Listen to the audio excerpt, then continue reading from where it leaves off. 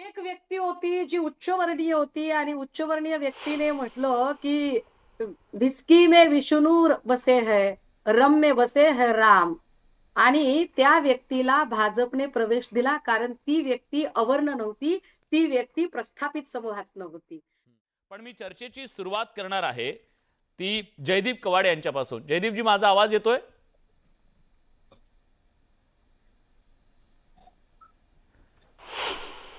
मला आपला आवाज येत आहे, मला बोला. हा जयदीपजी, सुरुवातीला मला या संपूर्ण प्रकरणावरची तुमची भूमिका जाणून घ्यायची आहे. हा सरन्यायाधीशांवरचा हल्ला या देशाच्या लोकशाहीवरचा हल्ला आहे का? निश्चितपणे भारताचे मुख्य सरन्यायाधीश भूषणजी गवई यांच्यावर झालेला जो प्राणघातक हल्ला आहे, या हल्ल्याचा मी या देशाचा एक जबाबदार नागरिक म्हणून मी जाहीर निषेध करतो. आणि खऱ्या अर्थानं जो वकील होता, राकेश किशोर नावाचा जो वकील होता, ज्यांनी अशा प्रकारचा हल्ला केला, त्याच्यावर मोठी कारवाई न्यायमूर्ती भूषण गवईंना करता आली असती. पण न्यायमूर्ती भूषण गवई हे परमपूज्य डॉक्टर बाबासाहेब आंबेडकरांना आपला आदर्श मानतात, देशाच्या संविधानाला आपला आदर्श मानतात. म्हणून त्यांनी मोठ्या मनानं अशा नालायक वकिलाला त्याच्यावर कोणतीही कारवाई करू नका, त्याला सोडून द्या, असे आदेश दिलेत. खऱ्या अर्थानं अशा प्रकारचे ज्या वकिलांच्या डोक्यात जातीयवादाचे किडे वळवळत आहेत, अशा वकिलांना या देशात राहण्याचा अधिकार नाही, हे मी मानतो. ठीक आहे बाळासाहेब, मला सांगा, एक प्रकारे हा जो हल्ला झाला त्या हल्ल्याच्या नंतर एक आवाज असा सुद्धा आहे की सरन्यायाधीशांच्या कृतीच्या नंतर उमटलेली ही प्रतिक्रिया असं मानलं जात आहे. तुम्ही या हल्ल्याकडे कसं पाहता? खरंच या हल्ल्याचं एक प्रकारे अप्रत्यक्षपणे जे समर्थन केलं जात आहे त्याबद्दल तुमचं काय म्हणणं आहे? एक स्पष्टपणे सांगतो की सरन्यायाधीशांवर जो बूट फेकण्याचा प्रयत्न केला गेला तो पूर्णपणे निषेधार्ह आहे. त्या व्यक्तीने जो कायद्याच्या चौकटीत गुन्हा केलेला आहे त्याबद्दल त्याला शिक्षा झालीच पाहिजे आणि त्याचा निषेध मी तीव्र स्वरूपात त्याचा निषेध करतो. दुसरा मुद्दा असा की न्यायमूर्ती जे आहेत गवई साहेब यांना विष्णू बद्दल वाह्यात कॉमेंट करण्याचा अधिकार संविधानाने दिलेला आहे का? या पद्धतीने ते बोलले की तुम्ही आमच्याकडे कशाला आले, तुम्ही विष्णूच्या मूर्ती समोरच मेडिटेशन करा, तुम्ही भक्त आहात तर तुम्ही त्यांनाच तुमचा प्रश्न सोडवायला सांगा. हे जे आहे हे संविधानाने दिलेल्या घटनेने दिलेल्या चौकटीच्या बाहेर जाऊन बोलणं आहे. त्या केसमध्ये हे बोलणं कुठल्याही पद्धतीने आवश्यक होतं का, हे आपण सगळ्यांनी पहिल्यांदा प्रश्नचिन्ह उपस्थित केला पाहिजे. दुसरी गोष्ट, ज्याची जास्त जबाबदारी त्याला शिक्षा जास्ती व्हायला पाहिजे. मुळामध्ये असं आहे की संविधानाच्या सर्वोच्च पदावर बसून सुद्धा एखादा कोणीतरी कुठल्या तरी जातीचा असतो का, एखादा कुठल्या तरी धर्माचा असतो का? बिलकुल नसतो. कारण तो सर्वोच्च संविधानाच्या पदावर बसलेली व्यक्ती आहे. त्यांनी संविधानाची सेक्युलरिझमची चौकटच पाळली पाहिजे ना. त्यांनी कशाला एखाद्या धर्माच्या देवाबद्दल अशी टिप्पणी केली पाहिजे? तर बिलकुल केली नाही पाहिजे. त्यांनी त्यांची संविधानिक सेक्युलरिझमची चौकट ओलांडलेली आहे हे सगळ्यांनी मान्य पहिल्यांदा केलं पाहिजे. कारण या देशामध्ये संविधानाची चौकट न्यायाधीशाला पण लागू आहे. हे पहिला मुद्दा आहे. आणि दुसरी गोष्ट, त्यांनी एकदाच नाही बोललेले. राहुल गांधी जसे परदेशात जाऊन देशाच्या धोरणांचा कुठेतरी त्याच्यावरती अपमान करतात, तसं या न्यायाधीश महोदयाने मॉरिशसला जाऊन 3 दिवसापूर्वी या देशामध्ये बुलडोझर राज चालणार नाही अशा पद्धतीची टिप्पणी केली. त्यांनी एक्झिक्युटिव्हच्या मध्ये इंटरफेरन्स केलेला आहे. हा योगायोग नाहीये. कारण बरेलीमध्ये त्या ठिकाणी जी अनधिकृत गोष्टीची पाडापाडी चालू आहे, त्याच बरेलीचे ते वकील आहेत राकेश किशोर नावाचे. राकेश किशोर हे कुठल्याही चळवळीतला कार्यकर्ता नाहीये, कोणाशीही संबंधित नाहीये. एक हिंदू सश्रद्ध व्यक्ती ती आहे. 72 वर्ष त्यांचं वय आहे. सुप्रीम कोर्टात ते वकिली करतात आणि त्यांना शिक्षा झाली नाही असं कोण म्हणतं? त्यांची इमिजिएट वकिलीची सनद जप्त करण्यात आली. त्यांना कुठलाही त्या ठिकाणी म्हणणं मांडायला संधी दिलेली नाहीये. त्यांना त्या ठिकाणी आता इव्हन दिल्ली हायकोर्टातली त्यांची सनद त्या अधिकार काढून घेण्यात आलेले आहेत. म्हणजे त्यांना शिक्षा दिली नाही असं नाही, त्यांनी कायदेशीर प्रक्रियेतून शिक्षा दिली नाही हा पण मुद्दा आपण लक्षात घेतला पाहिजे. मग तेव्हा संविधान कुठे जातं? त्यामुळे नागरिक म्हणून आपण कसाबला सगळ्या संधी देतो आणि राकेश किशोर एक सज्जन माणूस आहे, कुटुंब वत्सल माणूस आहे, कोर्टात ते बसलेले आहेत. सज्जन माणूस बूट काढून हाणतो का सर? सर सज्जन माणूस बूट काढून हाणतो का? केलेला आहे.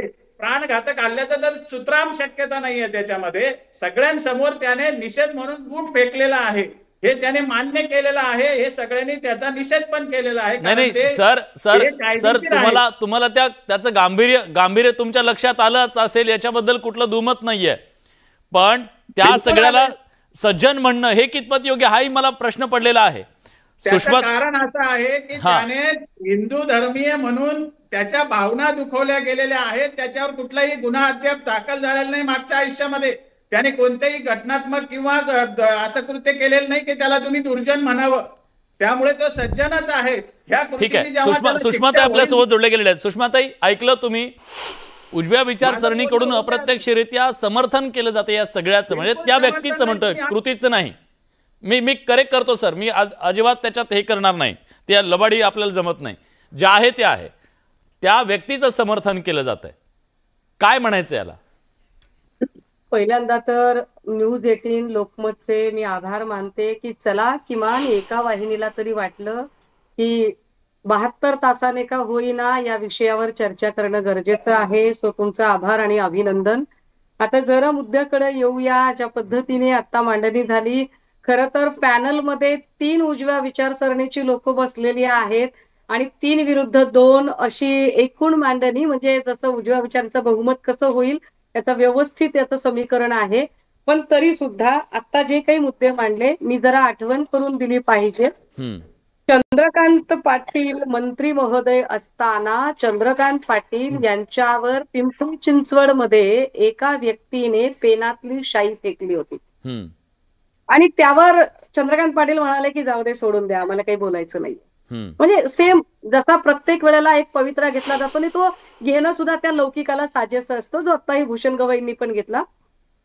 जो पवित्रा त्यांनी घेतला होता, तो पवित्रा घेतल्यानंतर सुद्धा शाई फेकणाऱ्या, खरं तर शाई फेकण्याने जीव जात नाही, लक्षात घ्या, पण शाई फेकणाऱ्या व्यक्तीवर 307चा गुन्हा नोंद झाला होता, याची माहिती असावी.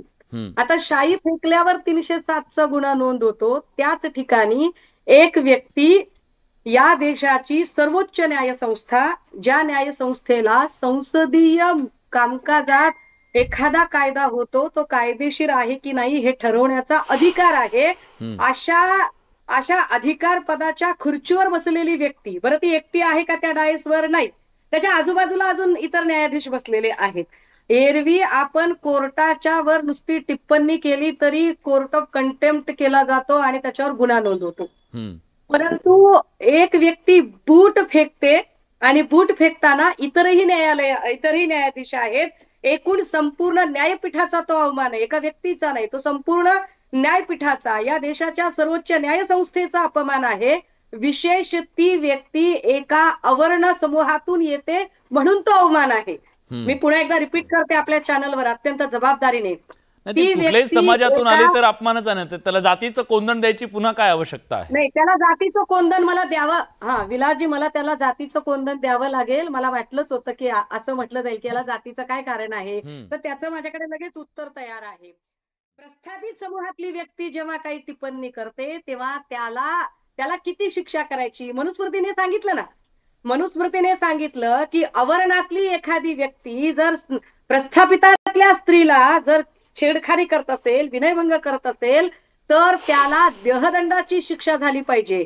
पण प्रस्थापित व्यवस्थेतला एखाद्या पुरुषाकडून अवर्णातल्या स्त्रीची जर छेडछाड होत असेल तर मात्र त्याला 18 रुपयाचा दंड करावा. म्हणजे 36 रुपये ज्याच्या खिशात आहेत तो 2 वेळा छेडछाड करू शकतो. म्हणजे कोण कुठल्या समूहातनं येतं हे फार मॅटर करतं.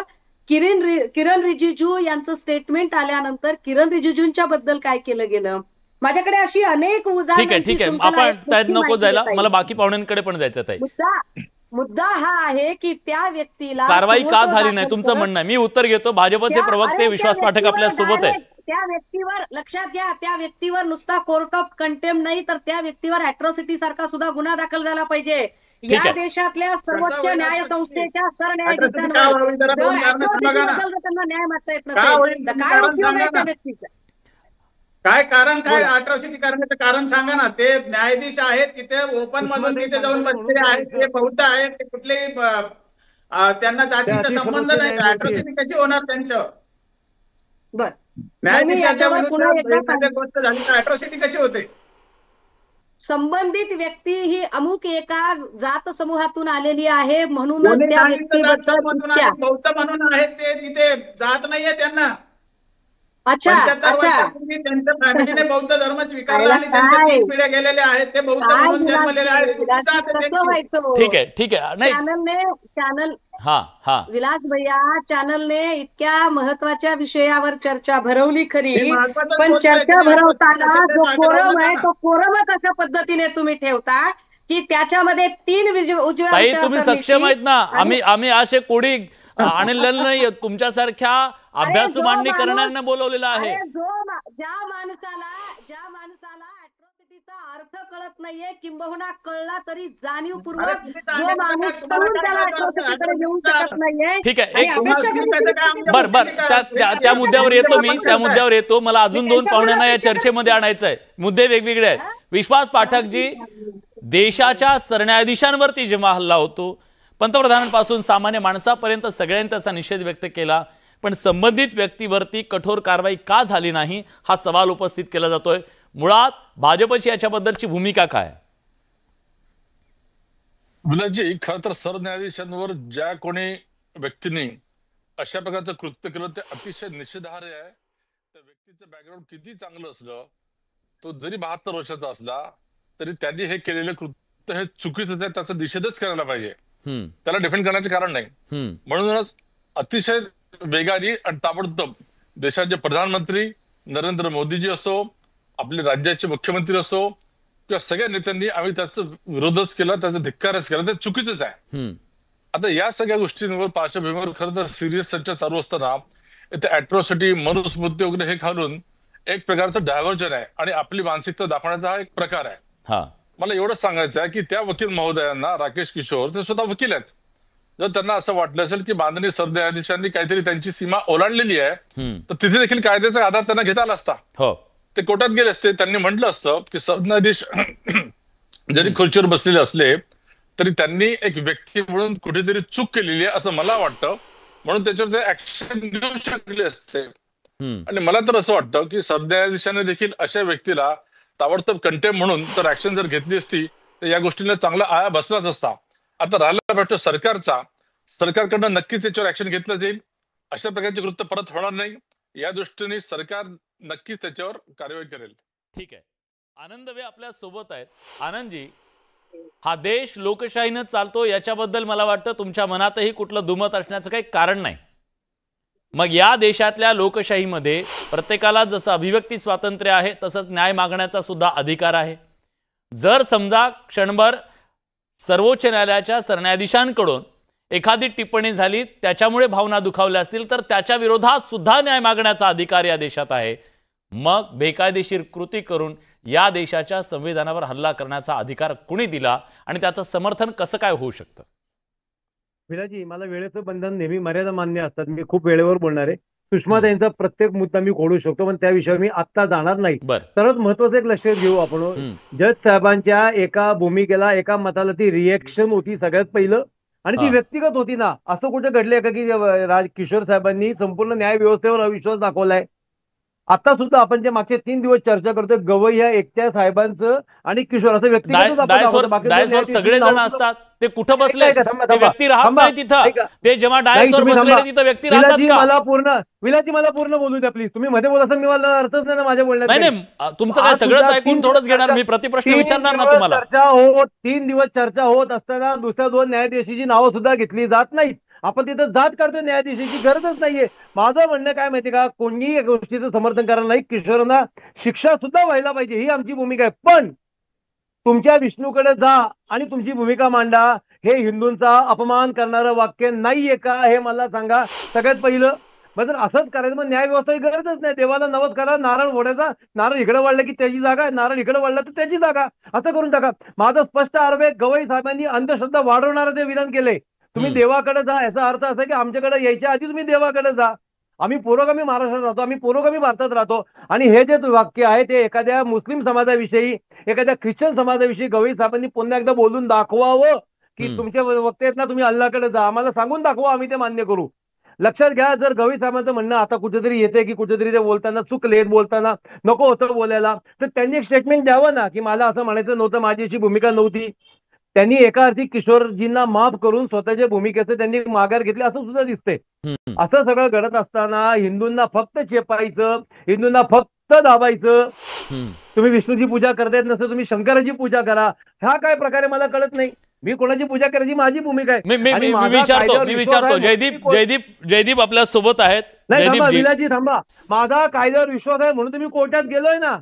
मग त्या वकिलांनी कोर्टात जायला का कोणी रोखलं होतं? या देशात असं आहे का संविधान? अपमान केलाय, वकिलाच्या न्यायबुद्धीचा सुद्धा अपमान झालेला आहे. तिथं लोकशाहीवर हल्ला निश्चित आहे, न्यायव्यवस्थेवर हल्ला निश्चित आहे. हे परत घडू नये म्हणून त्यांना कठोर शिक्षा देण्यात यावी. पण न्यायमूर्तींनी सुद्धा परमेश्वर नाहीत, ते देव नाहीत, ते माणसंच आहेत. हिंदूंच्या भावना दुखवायचा अधिकार कोणाला मी विचारतो. जयदीप कवाडे आपल्या सोबत आहे. जयदीपजी, संवैधानिक पदावर बसून धार्मिक भावना दुखावल्या गेल्या याच्याबद्दलची नाराजी प्रचंड आहे. तुम्हाला वाटतं का की इथं जेव्हा आपण न्यायदान करत असतो तेव्हा ह्या सगळ्या बाबींची काटेकोर काळजी सुद्धा घेतली गेली पाहिजे?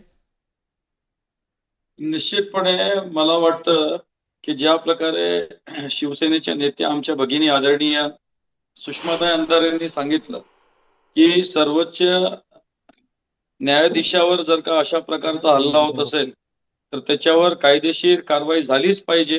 आणि आमची रिपब्लिकन चळवळीची किंवा आंबेडकरी चळवळीची अशी आग्रही मागणी, आम्ही आक्रमक आहोत की असे जे वकील असतील, राकेश किशोर सारखे जे वकील असतील, याच्यावर अॅट्रॉसिटीचा गुन्हा दाखल झाला पाहिजे. आणि अशा लोकांवर देशद्रोहाचा गुन्हा दाखल झाला पाहिजे. कारण सर्वोच्च न्यायालयावर पदावर बसलेल्या व्यक्तीवर जर का अशा प्रकारे हल्ला होत असेल तर हा देशाच्या संविधानावर हल्ला आहे, हे मी मानतो. मी परत एकदा राकेश किशोर सारख्या नालायकांचा जाहीर निषेध करतो आणि याच्यावर देशद्रोहाचा गुन्हा दाखल झाला पाहिजे, अॅट्रॉसिटीचा गुन्हा दाखल झाला पाहिजे, अशी आग्रही मागणी करतो. ठीक आहे सर, एक मुद्दा आहे बाळासाहेबजी. साधारणपणे आपल्याला पाहायला मिळतं की एखाद्यानं गुन्हा केलेला असेल त्याचं खणून चौकशी करून सगळं करून सुद्धा त्याला दहशतवादी ठरवणं, देशद्रोही त्याला ठरवणं, देशद्रोहाचे गुन्हे दाखल करणं, अशा प्रकारचे आरोप सातत्याने विरोधकांकडून केले जातात. इथं तर थेटपणे सर्वोच्च न्यायालयाच्या सरन्यायाधीशांवरती हल्ला केलेला आहे. त्याला काही पुराव्याची सुद्धा आवश्यकता नाही, समोरच सगळ्यांच्या जगजाहीर झालेला आहे. मग देशद्रोहाचा गुन्हा दाखल व्हायला काय हरकत आहे? तुम्हाला काय वाटतं? प्रश्न लक्षात घ्या की त्याने देशाच्या विरुद्ध काय कृत्य केलेलं आहे हेही आपल्याला तपासावं लागेल. एक गोष्ट, सरन्यायाधीशांवरती हल्ला होऊ शकत नाही. इथं कुठल्या नेत्यांच्या विरोधात बोललं तरी त्याच्यावरती देशद्रोहाचा गुन्हा दाखल केला जातो. अहो मग तुम्ही त्याच्याबद्दल बोलतोच ना. आपण कुठे त्याचं समर्थन करतो त्या गोष्टींचं? पहिला मुद्दा घ्या लक्षात की तिथे सर्वोच्च न्यायालयामध्ये रजिस्ट्रार आणि सर्वोच्च न्यायालयाचे न्यायमूर्ती असताना आपण त्यांना का शिकवायची काय गरज आहे? त्यांनी त्यांच्यावरती जे घटनात्मक तरतुदी किंवा ही जे दंडसंहिता आहे त्याच्या अंतर्गत न्यायाधीशावर हल्ला होणं म्हणजे हा देशाच्या संविधानावर झालेला हल्ला आहे. अशा लोकांवर अॅट्रॉसिटीचा आणि देशद्रोहाचा गुन्हा दाखल झालाच पाहिजे. न्यायमूर्तींनी केलेला हल्ला आहे. त्यांनी कशाला सेक्युलरिझमच्या चौकटी बाहेर एक गोष्ट लक्षात ठेवली पाहिजे. माझे मित्र डिबेट करत असतील त्यांना मला एवढंच सांगायचं आहे की आम्ही प्रथम ठीक आहे बाळासाहेब, मी उत्तर घेतो. भारतीय आहोत. कोणीही जातीचा आणि धर्माचा आधार घेता कामा नये. We are firstly and lastly आणि धर्माचा आधार याच्यासाठी घ्यावा लागतो कारण सरन्यायाधीशांनी धार्मिक टिप्पणी केलेली आहे. त्यांच्याकडे बघायला गेलं नव्हतं, बोलायला गेलं नव्हतं. इंडियन्स पहिला मुद्दा हा आहे. परम पूज्य डॉक्टर बाबासाहेब आंबेडकर बोलले होते की आम्ही प्रथम भारतीय. एक मिनिट बाळासाहेब येतो मी तुमच्याकडे. मला त्यांचं म्हणणं ऐकू द्या. 25, 26, 27 ला बोलले होते, 56 नव्हते बोलले, हे लक्षात घ्या. ठीक आहे, पहिल्यांदा मुद्दा मला बोलू द्या. याच्यावरचा आपण सोल्युशन कडे जायला पाहिजे. आणि याच्यावर जर तुम्ही असं जर भावना भडकवण्याचा कार्यक्रम केला आणि पुन्हा कोणाच्या तरी भावना दाबण्याचा कार्यक्रम केल्याने हा प्रश्न सुटणार नाही. एक जबाबदार नागरिक म्हणून मला असं वाटतं की सर्वोच्च न्यायालयाच्या खऱ्या न्याय व्यवस्थेला अर्थानं कोणते कलम या लावावे देशाच्या पण बाळासाहेब उद्या जर प्रत्येक जण अशीच प्रतिक्रिया द्यायला लागला तर या देशामध्ये अराजक निर्माण होईल ना. या देशात कायद्याचं राज्य आहे की कशाचं राज्य आहे? माझ्या भावना कशावर, तुमच्या भावना, याच्या भावना, त्याच्या भावना, असं कसं होऊ शक्य आहे? सुषमाताई, भूषण गवईंवर झालेल्या हल्ल्याचा बद्दल डिबेट घेतलेली आहे, सुषमाताई, त्यांनी चर्चा केलेली आहे. तुम्ही सुप्रीम मला अपेक्षा आहे की मी हा अपेक्षा करते प्लीज की सुषमाताईंना बोलू द्या आता. माझी अपेक्षा आहे की मी बोलत असताना सराटे मध्ये मध्ये करणार नाहीत आणि सराटे पूर्ण ऐकून घेतील. मी सराटेंचं बोलणं चालू असताना अजिबात त्यांना डिस्टर्ब केलं नाही. बोला. मला असं वाटतं सराटे आणि दवे दोघंही गोंधळलेले आहेत.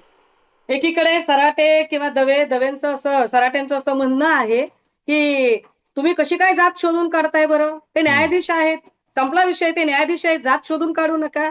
आणि दुसरीकडे तेच सराटे आणि दवे असं म्हणतात की अहो त्यांनी काय टिप्पणी केली ती बघा, ते कोण आहे ते बघा, त्यांनी काय, जर त्यांनी टिप्पणी केली आणि त्या टिप्पणीवर तुमचा आक्षेप असेल तर तो आक्षेप तुम्ही दोन पद्धतीने, तुम्हाला हिंसक पद्धतीने तो आक्षेप काढायचा आहे का, चला 1 मिनिटासाठी मान्य केलं तुम्हाला हिंसक पद्धतीने करायचंय, तर मग ते कुठल्याही एखाद्या पब्लिक प्लेसमध्ये आणि कार्यक्रमात असते तर तुम्ही तुमचं हिंसक जे काही तुमची प्रतिक्रिया ती दिली असती. एक दुसरं असं की तुम्हाला, कारण तुम्हाला हिंसकच कळतं, तुम्हाला संविधानिक काही कळतच नाही मुळात, तुम्हाला सनदशीर वगैरे तुमचा आणि संविधानिक आणि सनदशीरचा विवेकाने वागण्याचा संबंधच नाहीये. पण समजा सराटे मला आता बोलू द्या.